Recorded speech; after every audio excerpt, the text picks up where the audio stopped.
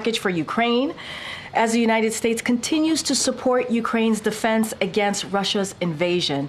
This announcement is the seventh security assistance package that President Biden has authorized to help Ukraine since he signed the National Security Supplemental in April.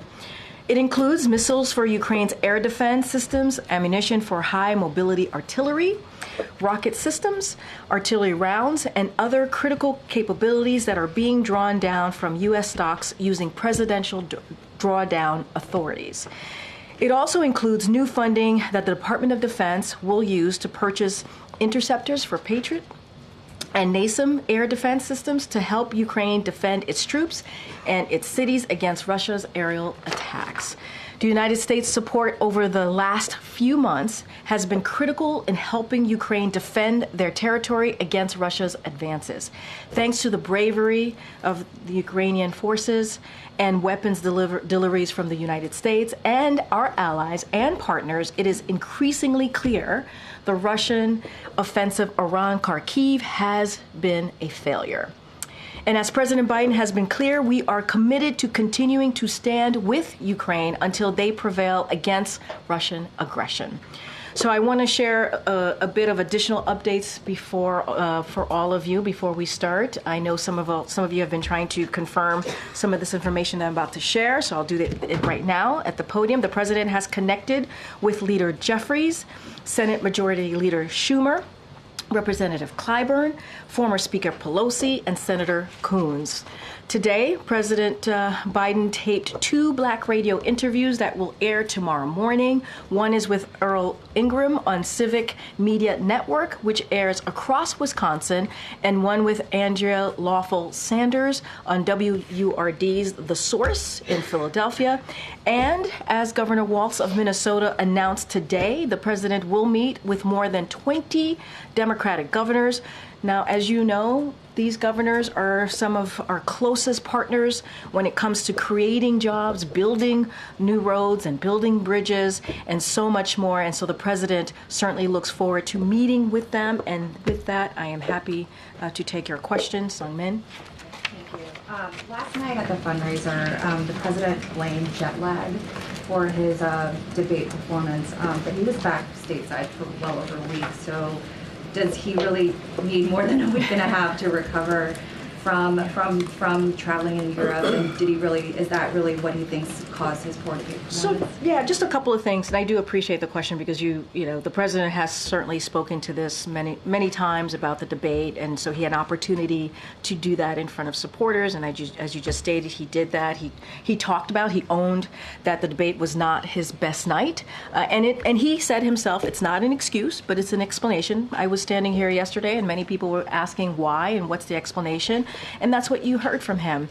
Look, in addition to the two major trips, he was also continued to do his presidential duties. He worked late in doing that, and he also prepared for the debate. And on top of that, there was obviously the jet lag, as you just asked about, and also he had a cold. And you all heard directly, you heard from him during the debate. He had a hoarse voice. Many of you reached out to me and my team and some other members of the White House asking what was going on. We confirmed that he had a cold. And so I think those two things, continuing obviously to do his duties as commander-in-chief, as the president. And so I think some of you here in this room can certainly relate to, what could happen when you're having an important moment and you're not feeling well, and also you wish you could have done better. And so he took ownership. I think that's important. And he's going to continue to make a strong case for his agenda, and that's what you're going to see. And he was given an explanation, and that's what he wanted to do. He wanted to get that out there and for people to hear directly from him, as he has been doing since Friday of last week. I know you're calling it an explanation, not an excuse, but it does seem like there are new excuses since the debate of what went wrong there. I would say I don't think it's a new excuse. I think some of your colleagues reached out to us about the schedule. Some of your colleagues asked if the schedule was too strenuous or was it because of the jet lag, and so we are laying out and explaining exactly what happened. You heard from the president, you've heard from me, and it was indeed a a schedule where, the president traveled 6 time zones forward to G7 in Italy, 9 time zones back to LA, and 3 time zones forward again to DC. That's something that one of the print pooler on that day laid out for all of you and those who read the pool notes. And on top of that, he did have a cold. So it is an explanation. I don't think it is an addition. I don't think we certainly don't want to explain this away. But you all asked me for an explanation yesterday. The president gave that directly yesterday to his supporters. He wanted to make sure, knowing that all of you would get that information as he's speaking to his supporters last night. Sure. You mentioned all the calls that he has made in your topper. Why wasn't he doing that on Friday? And why wasn't he doing this sort of damage control? Why was he waiting to do that until middle of this week? I mean, look, I was asked a similar question by one of your colleagues yesterday. And look, the president obviously right after the debate, he visited 4 states in 2.5 days, gave a couple of remarks. He met with supporters, whether at the Waffle House or in Atlanta at a watch party, or in North Carolina where there were hundreds of supporters there in Raleigh. And so he was busy dealing with his schedule, and also speaking directly and engaging with his supporters, and then spend time with his family. I think what's important is that he has done this outreach. He's having these conversations. It is important to him to do so. And the folks that I laid out that he spoke to or some of them have been his colleagues. Some of them have been elected officials that he's known for some time. Obviously, Leader Jeffries is a new relationship that he has, someone that he obviously respects, and so it is. I think it's important to note that they were strong conversations. That's something that the president told me and my team directly moments ago. He was walking around and we happened to see the president, and he said they were strong conversation. And by the way, he looks great. The vice president's great, and they are ready to continue working on behalf of the American people. Thank you, Karine. Hi. Is President Biden considering stepping down? Absolutely not. And you heard, I believe, directly from the campaign as well. Given the groundswell of concern from fellow Democrats, from donors, from supporters, doesn't he owe it to the American public to reflect on whether he should step down? I mean, look, very much into Sung Min's question and my answer to her question, where he had an opportunity to talk to supporters. He's done it a couple times at this point and laid out what happened on that night. Talked about how he understands, and it was not his best night. He understands that it is fair for people to ask that question. But we cannot forget his record and what he's been able to do. We cannot forget how he has been able to deliver for the American people for almost 4 years. That matters too. And he has the most historic record administration, the most in modern politics, and that should matter. And he wants to continue to do that work. And a lot of what's on his agenda is very much popular with majority of the American people, whether it's continuing to build a strong economic policies. He's done that. Creating new jobs, he's done that. 15 million jobs. He wants to work on that and continue to do that. And so he wants to continue to deliver, expanding health care. All of these things he believes is important. Majority of Americans believe it's important. And his record, he wants to make sure that people do not forget about the record that he's been able to lay on behalf of the American people. Is there anything, Karine, that would change his mind? Look, I cannot lay out something that would change the president's mind. He has been very clear, and he's going to continue to build on the unprecedented record that he's been able to lay out for the American people. That's his focus right now. Thank you. Thank you, Karine. What does the president do outside the hours of 10 a.m. and 4 p.m.? Well, you heard him speak to supporters yesterday outside of 4 p.m. You saw the president land in North Carolina in the middle of the night at 2 o'clock. What was he doing? He was greeting supporters, hundreds of supporters that showed up to cheer him on after the debate. You saw him speaking at 9 o'clock or at night in New York in front of supporters. So he's been pretty much out there after the hours of 4 p.m. and before 10 a.m. for sure. And so that has been something he has consistently done over the past couple of days for sure, for certain. Have an afternoon nap every day. Let me be very clear about this. This is a president that wakes up every morning and puts the American people first. That's what he does. He does that every single day. That is his focus. I am not going to speak to sources out there, unnamed sources out there. That's not what I'm going to speak to. I'm going to speak to what I know, what this president does, and how he is committed to the work of the president, of the commander-in-chief. And his record clearly lays that out and speaks to it. And that's what he's going to continue to do. The American people first, and delivering for them. Can you also clarify Sungmin's question? Sure. I mean, how is it that the president was still tired 12 days after returning from Europe, had a cold, but then went to the Waffle House, and then the following day staged such a huge comeback that he gave those North Carolina remarks? Like, help us understand. Have you had a cold before? Of course I've had a Okay, cold before. so but you we- probably, well, come on, Jackie. Let's be very, It let's was be. 12 days I- after he I- returned, though. but and you he blamed also- jet lag yesterday. Hold on a second. There's a cold, there's a jet lag. You combine that. He continues to work for the American people day in and day out, around the clock. Things happen. And the cold thing is something that you all pointed out during his debate. We didn't even point that out. You all pointed out when you heard his voice being hoarse, because he knew he had to push through. He knew he has to power through. That's what presidents do. If you care about this country and you don't care about yourself, you care about the American people, you care about delivering for this country, you care about how you're going to continue to work every day in and day out, you push through.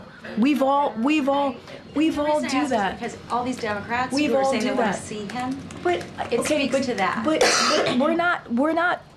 we didn't share that information ahead of time. You all asked what was going on, and then we shared that information. We didn't use that before the debate. You all asked, hey, is he under the weather? And we confirmed that he was under the weather. He pushed through. That's what this president does. He is going to continue to fight for the American people. So he pushed through it. I think anybody who does that, not just the president, should be commended. And he also said, you heard him say this on Friday, when you get knocked down, you get back up. That's what you saw. Is there any discussion that if the president were to suspend his campaign, that he would also resign? Are there any discussions about the absolutely vice not. president assuming his duties? Absolutely not. Go ahead, Kelly. Does the president have a duty to review data, like polling information that's coming in, donor information, the fears and concerns or anxieties expressed by Democrats? Does he have a duty to review what's happening now? When you say a duty, can you say more about the duty You're saying piece? that he's absolutely running. Yeah. Well, he's saying that, and I'm sharing with you his view. And we would invite the president to come here and tell us that directly. Noted, Kelly. But He's awake. that's inappropriate. As you heard from your colleague, the president of the WHCA, that's inappropriate. Thank you, Kelly. My question is, information is coming in, an assessment is happening within the party. Does he have a duty to review that? Has he closed the door on reviewing the data? So I'm going to be really mindful, because obviously you're asking me about campaign numbers and data that's coming in. And look, what I will note is that this is a president that looks at everything, takes in all the information. It's important to him to do so. I don't want to get into hypotheticals here. That's not what I'm here to do. What I can say is, in this moment, we move forward on building on this unprecedented record that the president has been able to lay out for the American people, and that's going to be our focus. I don't want to get into hypotheticals. I don't want to get ahead into anything else. Doesn't sound like closing the door to reviewing this over a period of time. What I rather can than- say is the president is moving forward. He's moving forward as being president. He's moving forward with his campaign, as his campaign has been very, very clear about that. That's what I can speak to, and that's what I can say, and that is the president's focus. The president's focus is how does he continue to do that work, And anything else that we're hearing or that's being reported is absolutely false. Is the president telling people he's evaluating the Absolutely race? false. That is absolutely false. I saw that reporting. We were not given enough time to get back to that reporting, just a couple of minutes, and we asked the president. The president responded directly when asked about this question because we said that we would, and the president said it is absolutely false. That's coming directly from him. What steps would the president be taking, or would you as a team plan to try to prevent another episode in public that would be deemed worrisome? I would not call it an episode. I would call it we had a bad night, right? It was not his best night. He had a cold, he was jet lagged. You heard directly from the president about this. And when we get knocked down, when he gets knocked down, he gets right back up. And that's what I would focus on. The president continuing to be very steady and continuing to work for the American people. But just to follow up on Kelly's question, do you think the president feels like the coming days are very critical for him as you laid out all these events that he's going to be doing? Yeah. Are these events very important for him to show to the American people that he still has the ability to be the nominee? I would say that this moment is critical regardless of the debate or not. We are living in an important moment right now. Everything is at stake. And I got to be mindful because this is all connected to what's happening in November. And I think any leader would say they always have to prove to themselves to their constituents, right? It is a day in and day out work. And yes, the president's going to have engagement. He's going to be out there speaking to the American people. Obviously, we mentioned Wisconsin. He's going to do an interview in Wisconsin as well. We talked about Pennsylvania. But the president was also out last week. Atlanta, North Carolina, New York, where he saw supporters. This is a president that has been consistently out there talking directly to the American people. He understands, as you all asked me about the economy and what people are feeling. He understands that they have to hear directly from him, and he has to continue to do that so that he can lay out his agenda. He can lay out what he wants to continue to do. It's always going to be part of the calculation, right? To continue to prove to the American people that he can continue to do the work and deliver on behalf of the American people. And Jeff had the staff meeting today. Can you just give us a rundown of really what he tried to get across? And is there a morale issue in the White House right now? It's a fair question, and I do have a couple things I want to say. As you just said, the Chief of Staff, Jeff Zients, did have an all-staff call. He wanted to gather the team across the building and acknowledge what the president said himself, right? That the last few days have been challenging. We've been very, very clear in acknowledging that. But we have had an extraordinary record to be proud of, and we know we have more work to do. The president says that all the time. He conveyed the importance of executing on our mission.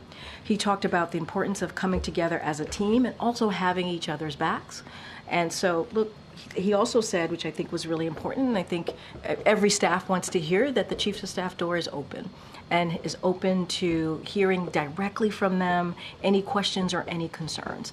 And, I think that's what you do as a leader.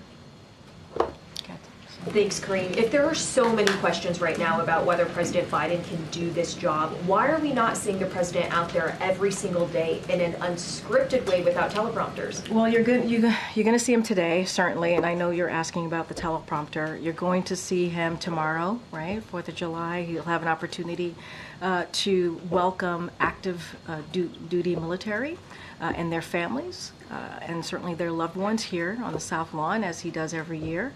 And I think that's going to be important. He'll be able to engage with them and thank them directly. And you'll see him in Wisconsin, and you'll continue to see him, obviously, in the upcoming weeks. Look, it is not unusual for a president to use a teleprompter. It isn't. It is not unusual. That is something that presidents have done in the past.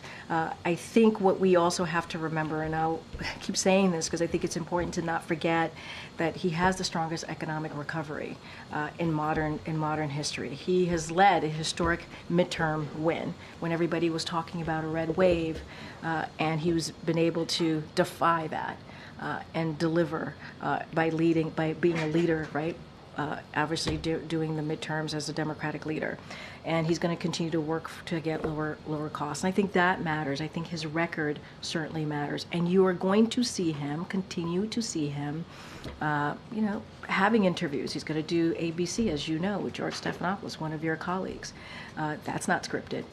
And he has done more than 40 interviews that have not been scripted. Interviews do not have a script this year alone. So you'll see him out there engaging with the American people, and I think that's important. But again, we're now almost a week after the debate. Why doesn't the president just come here right now and answer for himself at this briefing room all of the questions that we have? You asked me a couple things. You asked when is he going to be unscripted? He has been. When he went to visit a diner in a couple of days ago at the Waffle House, when he met with some of the supporters in Atlanta, North Carolina, where hundreds of supporters showed up.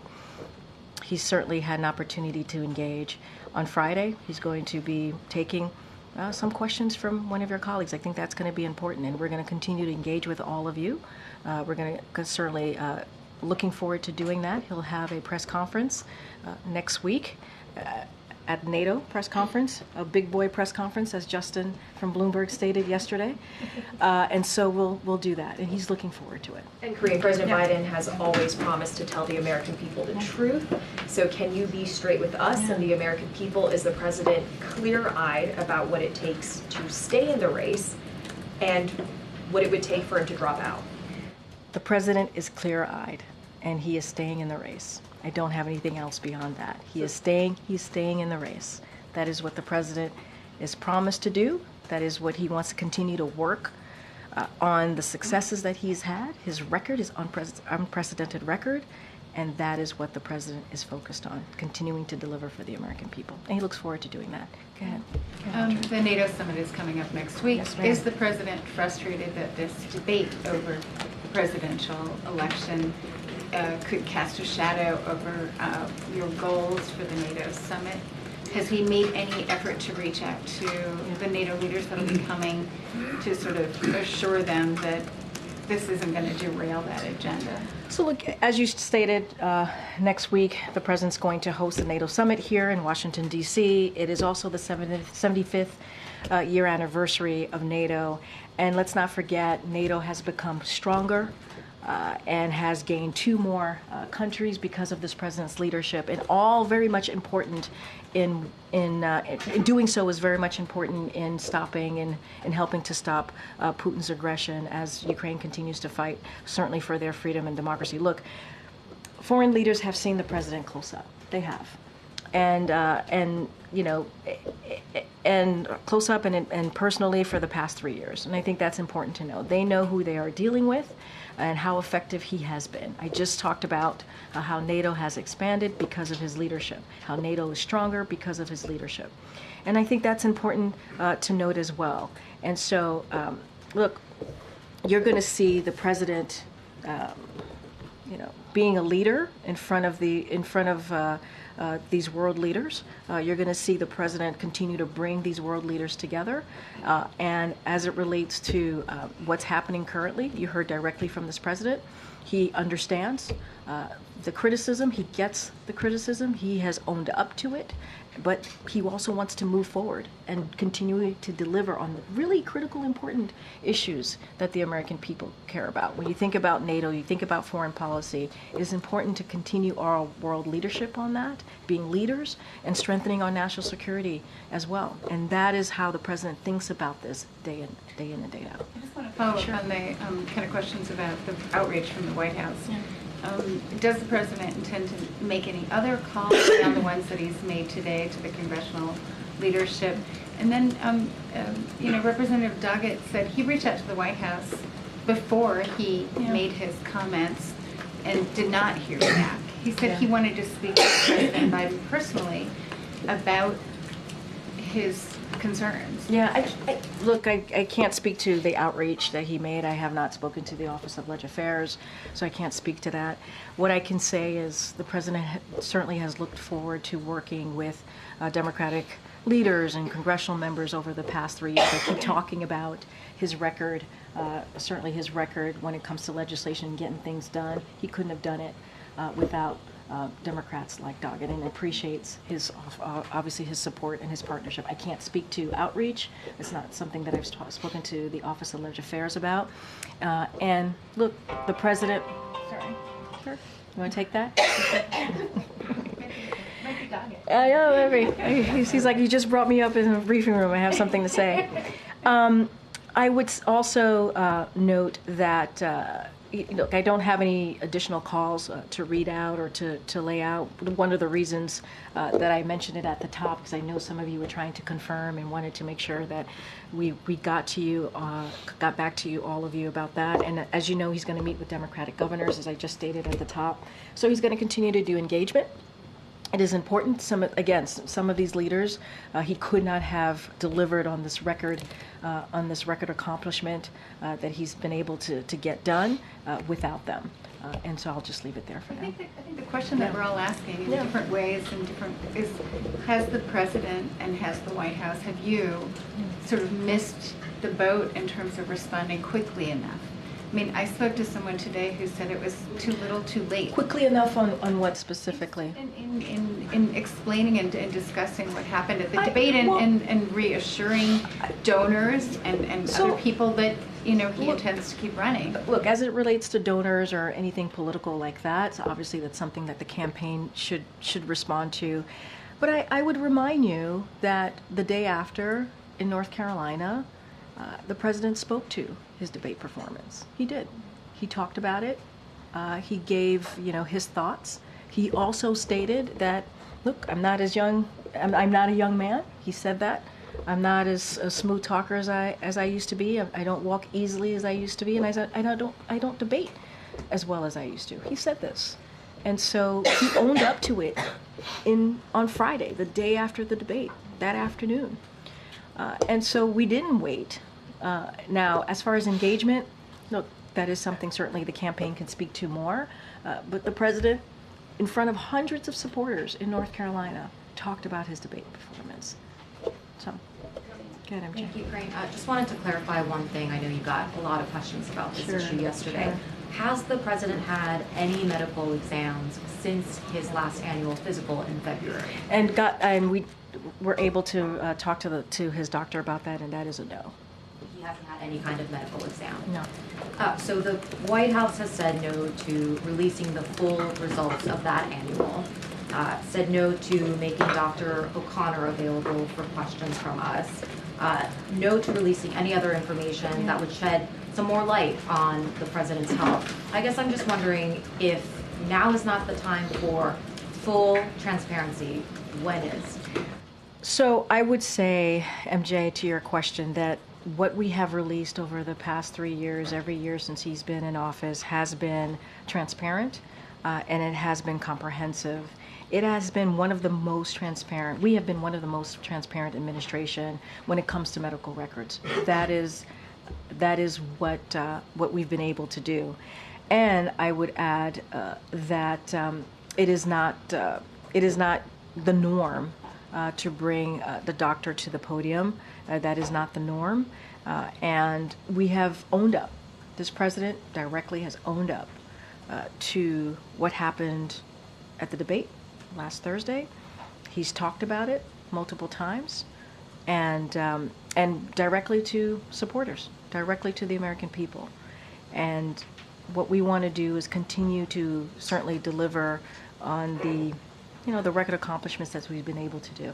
I understand that you feel like the White House has been thorough in the medical records that you all have released, but obviously you're getting these questions in large part because of what we saw for 90 minutes on Thursday night and people's responses to what they saw, right? A lot of people expressing shock. So why not release more information? What would be the downside? Look, what I can tell you is that we have been transparent. We'll continue to be transparent. And that's what I can share with all of you at this time. And I did want to follow up on what Sungmin brought up, I think others as well. You did get numerous questions yesterday about the president's debate performance. You didn't mention the travel, the jet lag, the foreign trip. So I think you can understand why it was a little bit puzzling to hear the president mentioning that as his explanation for the first time last night. I'm just, can you clarify whether when you took the podium yesterday, did you not know that that was a major And I want to say factor? that is my bad. That is part of definitely part of the explanation of what had occurred. I did know that. I did know that. I did know that. But we were so focused. I was so focused on the cold, and that's what I kind of leaned into and talked about. But yes, his schedule did have something to do with it. It was the schedule and the cold, and I was aware of that yesterday. Can I just ask one other broader question? The president, and I know you will remember this, back in 2020, referred to himself as a transition candidate. He also said back then that he would be a bridge to the next generation of Democratic leaders. Does he still believe that? Yes, I mean, I think his statement stands. I mean, one of the reasons why he picked the vice president, President Kamala Harris, is because she is indeed the future of the party. And he's very proud to have partnered with her and continue to partner with her in delivering an unprecedented record for the American people. And I think he's going to continue certainly to do that. They're going to do that as partners. Like I said, I just saw them before walking into the briefing room. They stopped by to talk to me and my team, and they're ready to go. They're ready to continue. So the transition would happen in 8 years. I mean, I'm not going to get into speculation from here. But you ask me if his remarks and statement still stands. Yes, it still does. Okay, Michael. Thanks, Karine. If President Biden was fatigued during the debate because of overseas travel that was 12 days beforehand, like he said he was last night, doesn't that raise questions about his ability to effectively serve a second term until he's 86 years old? Well, I mean, look, I think there's multiple factors here to consider. There was the travel led to a cold, and I think that matters as well. And I think we've all been there. We've all been there. It is not unusual. And what the president did is he pushed through. He did. He pushed forward and he pushed through. And that's what you saw him do. And look, you heard me say this yesterday, and you heard directly from the president say this multiple times. When you get knocked down, you get back up.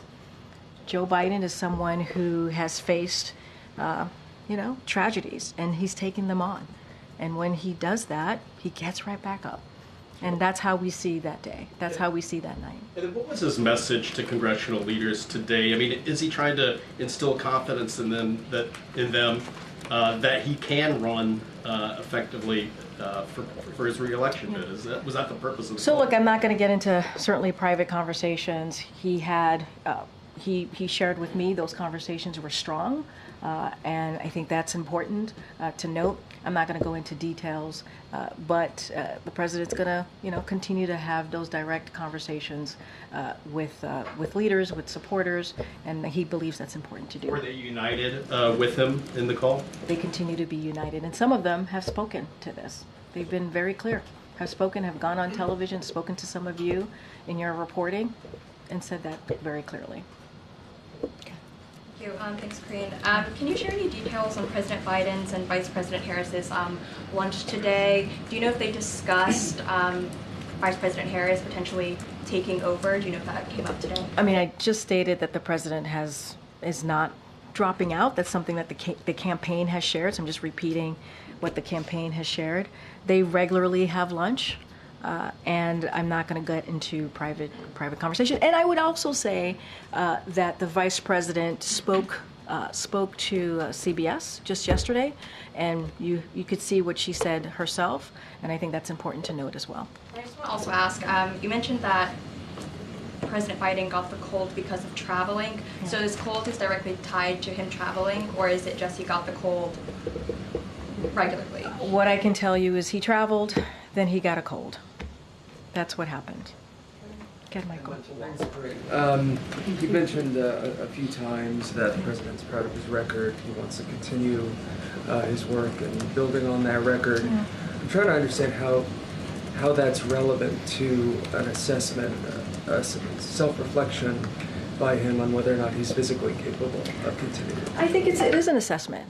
I think the fact that he's able to work across the aisle, get really big bipartisan legislation done, he's been able to get us out of the pandemic, able to get the economy back on its feet. I think that shows leadership. And I think that's important, right? He is making these decisions on behalf of the American people. And he's able to do that because of his experience, because of his wisdom. And I think that's all connected as well. We can't forget that.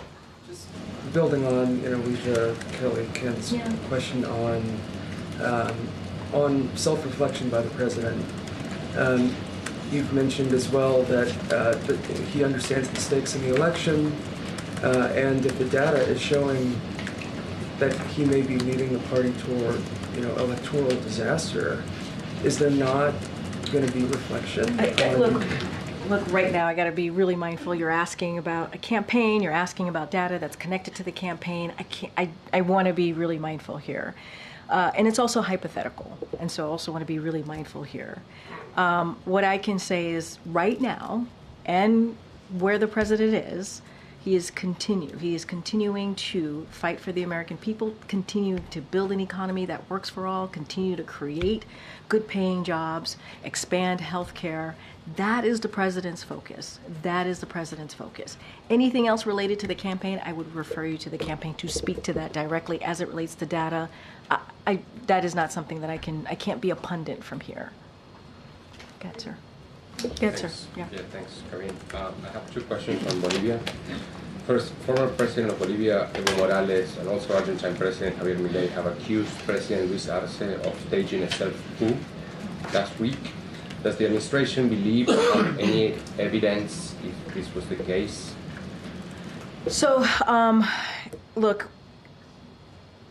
I want to be really mindful here. We have seen the false allegations of U.S. involvement in the events of Bolivia on June 26. I know that's something that has come up a couple times, and so want to make sure that it is clear that the U.S. had no involvement in that. Look, we certainly strongly condemn the deployment of Army units in Bolivia in any attempt to subvert a constitutional order. And we are going to continue, and I said this last week, we're going to continue, or the week before, stand by democracy and the people of Bolivia, and that is where we're going to continue to stand. Can I have another one? Sure. With the U.S. government and the Venezuelan government resuming negotiations today, I wanted to get, if you can give us like a clearer picture of what it entails and how far the U.S. government is willing to go. So two questions on that. Would the U.S. government be willing to alleviate sanctions? And is there any plan for Maduro to step down from power without fear of continued legal prosecution? So to your question about the dialogue that's happening, we certainly welcome that. And in good faith, right? The dialogue in good faith. So we welcome that. We're clear-eyed that democratic change will not be easy and requires serious commitment. So we remain committed to supporting the will of the people of Venezuela and a path toward democratic governance via competitive and also inclusive elections. Any specific details about that, I don't have any to share about the diplomatic engagement, but we certainly welcome it in good faith, and that's what we want to see. Okay. So much, Karine. I just also want to follow up on the remarks the President made yesterday at the fundraiser. He said that he didn't listen to his staff. So what kind of advice did he get? Because it gives the impression that his staff is asking him to, slow down or maybe cancel some trips or have a lighter schedule. Look, I didn't get into the president specifically about what he meant by that, so I want to be really mindful. I don't want to get into that. But I think what the president was trying to say is that he had a schedule that was rigorous, the travel that he had to do, crossing multiple, obviously, going from Italy all the way to the West Coast, and I think. As you know, that could have a toll on anyone, whether you're 20 or 80. That could have a toll on you, and so I think that's what he was alluding to, speaking to. I don't want to go beyond that because I haven't spoken to him on the other component of when he was speaking about his staff. But as it relates to certainly the travel, It was rigorous. He had a rigorous travel. We talk about it sometimes. I think I've mentioned this to some of your colleagues, that he has especially when he travels abroad, it's a pretty rigorous travel. We get tired looking at him doing his meetings and traveling, and so I think that's what he was speaking to. And I don't think it has a toll on, regardless of what age you are, it has a toll on you, that type of travel. Thank you. There's no question that international travel can be rigorous. I think the confusion is that he's still suffering from the effects of that nearly 2 weeks later. So can you articulate a little bit about, like, do you guys usually have accommodations for him after he does a trip, that he's going to have jet lag for that long a period of time? So can you, when you say 2 weeks later, what do you mean? Well, the debate, he arrives back in the United States 12 or 13 days before the debate. So his explanation for a poor debate performance is jet lag. So what I want to say is it's the jet lag and also the cold, right? It is the two things, and that occurred. And you all heard it in his voice when he did the debate, right? And it is not even something that we shared ahead of time. You heard it in his voice and we confirmed it. And I think that's important to note as well. Like, it is the jet lag and the cold. But I want to be really clear here. This is not an excuse, right? This is not an excuse. You all asked for an explanation, and we're giving it an explanation. It is not an excuse. I don't want that to be the leading piece of this. The only reason we're sharing this, because it was asked of me here, and the president certainly wanted to give an explanation himself, and that's what he did yesterday. We understand that it wasn't his best night. It wasn't a great debate. We understand that, and we understand what supporters saw, what the American people saw, and what you all saw. And so we wanted to give an explanation. So I don't want to get into this, are you giving this excuse, not an excuse? We're giving you what our explanation was. We want to continue to make sure that we do everything that we can to deliver for the American people. That's what we're going to continue to do. I also wanted to ask just about the schedule again. Yeah. Because a lot of high-level Democrats, I think, were concerned with the debate performance, but they've also been almost just as or more concerned about the response since then, that he hasn't done more. He spoke for 4 minutes in public on Monday evening on the Supreme Court decision, and he spoke for about 10 minutes in public yesterday with the emergency weather situation. And he's going to speak today. He's going to go to Wisconsin. He's going to go to Pennsylvania. But truly is an emergency situation. It's taking almost a week for him to sort of address it. When there's natural disasters, when there's other things happening, he wants to get in front of the cameras and speak to it. In this case, there seems to be multiple days. Matt, I would disagree with you. He did address it. He addressed it on Friday in North Carolina in front of hundreds of supporters. He addressed it. And he talked about an issue that you all ask me about all the time, his age.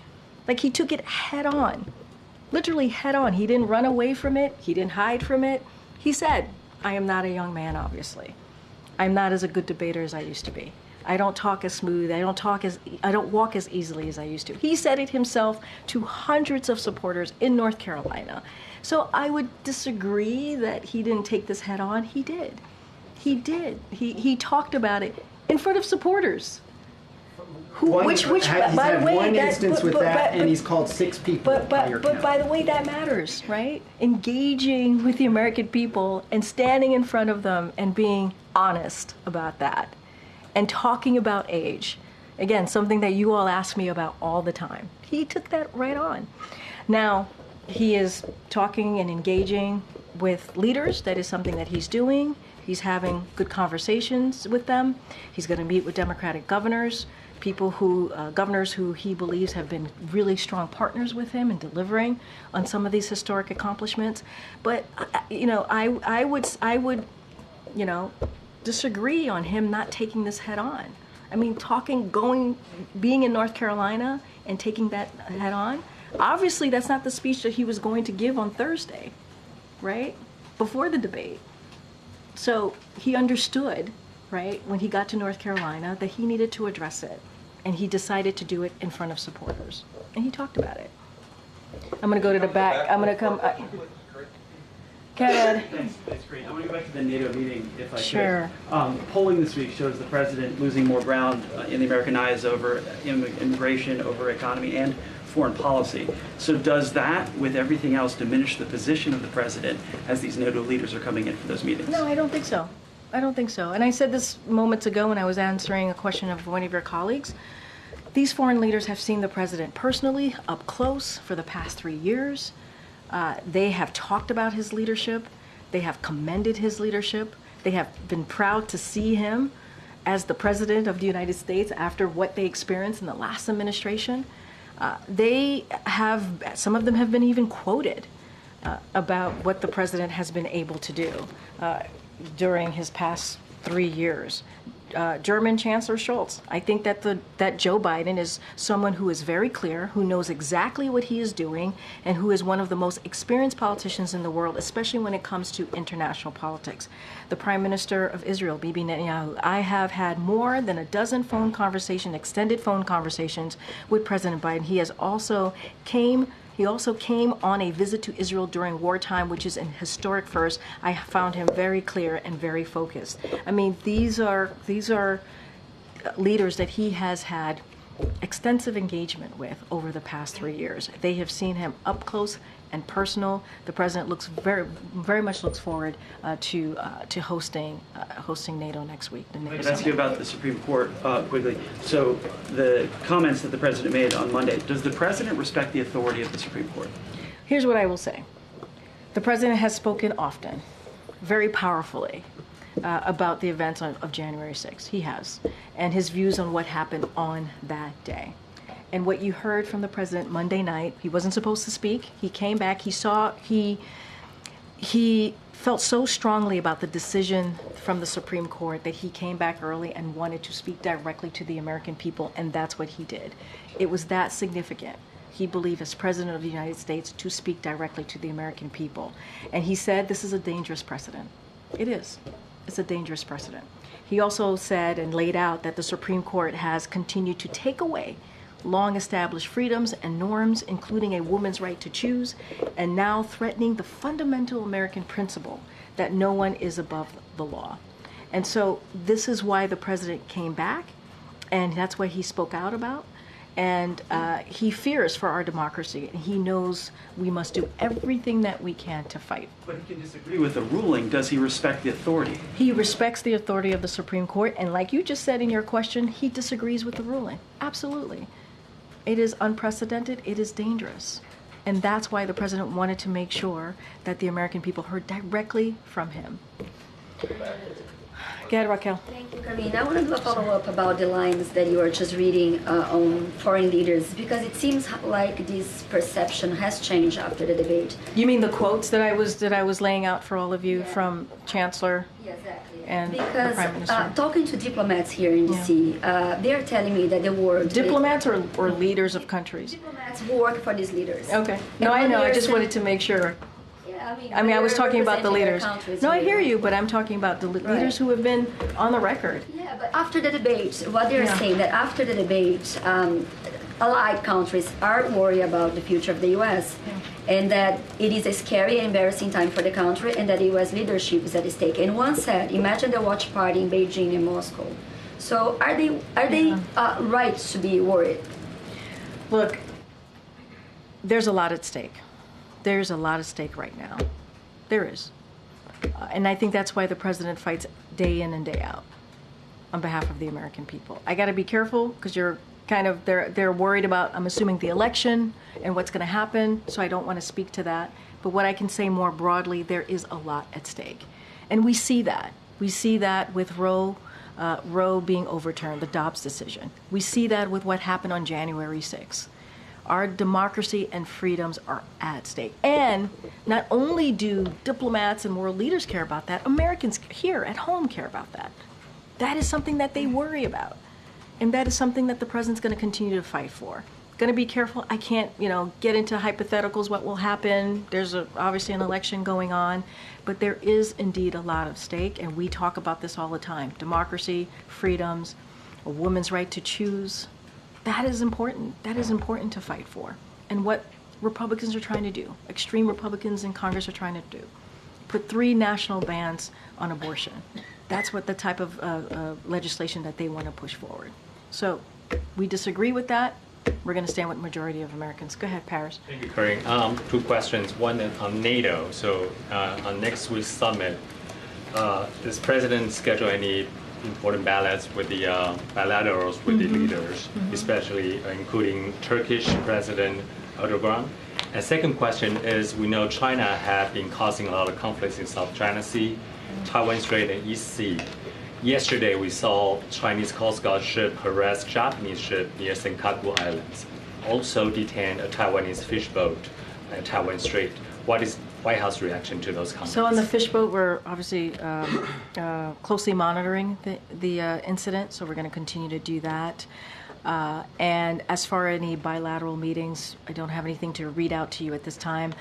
I believe NSC is going to do a call on Friday to talk through what next week is going to look like with the NATO Summit being here in D.C. So I would say, stay tuned, look out for that. And we'll have more to share. And obviously, when there is a bilateral meeting, we certainly share that with all of you. Just don't have anything to preview at this time. Has U.S. reached out to Japan and Taiwan offer support over those incidents?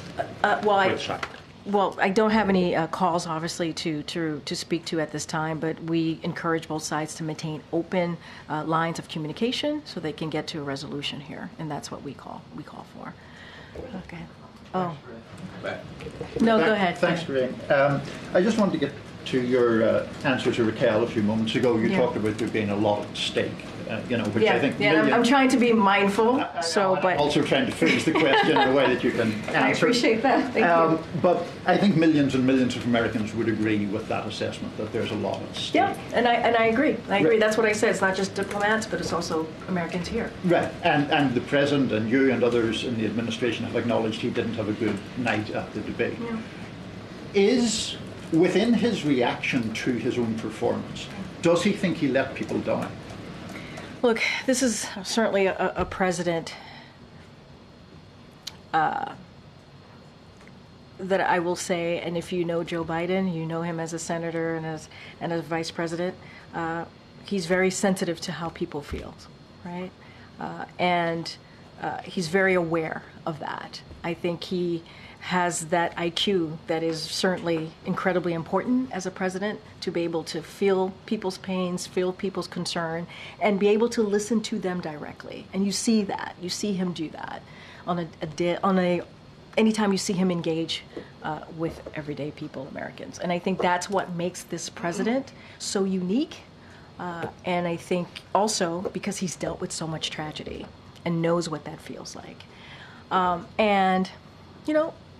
I have not asked him specifically that question, but he understands the concerns. He understands what people saw, and that's why he's spoken to it multiple times. And he's spoken about his age, for example, multiple times, not just this past Friday. And he gets it. He gets it. We get it. And so what we're going to do is continue to look forward, continue to work on behalf of the American people. And there is a record here. There is a record here that we can speak to. There is a record here that matters to majority of Americans. We were able to turn some things around, whether it's the pandemic, the economy, expanding healthcare. All of those things matter to the American people. And so that's going to be certainly our focus. But, the president gets it, guys. He does. He gets what people saw and how people felt. I really can't. I gotta continue taking questions from the back, and I'm already being pulled. Go ahead, Phil. I'm already being pulled. Thank you. I wanted to ask you about some of the things the president said last week. Last week? Yes. Okay. Obviously, 13 U.S. service members died at Abbey Gate during the Afghanistan withdrawal. And then this year, 3 U.S. service members died in a drone attack in Jordan. And yet the president said, quote, he's the only president this century, this decade, that doesn't have any troops dying anywhere in the world like he did, end quote. I get having a bad night, but how could the president get that so wrong? So I appreciate the question. I really do. And I was asked about this, I believe, in the gaggle on Friday, I believe. And I said this, and I'll just reiterate this now. And again, I appreciate the opportunity. Look, the president cares deeply about our service members. He does. And their families, there are immense sacrifices that they've made to take on and he takes on his responsibility as a commander-in-chief, and that is something that certainly he will continue to do. I mentioned moments ago that tomorrow on July 4th, he's going to have active military members here and their families to thank them personally. And obviously their families make sacrifices as well. And as you know, he attended the dignified transfer of the 13, as you just mentioned, brave service members who lost their lives in Afghanistan on August 26 in 2021, and as well as the 3 who lost their lives in Jordan earlier this year. I was there with the president, and you can see how much how important he understood it was for him to be there for that moment, to be there for the families. And so just want to be really clear about that, because he has so much gratitude. And we know that as a country we can never repay them for their courage. But to your question, the president was making a comparison between how many service members have died under his leadership versus in previous years.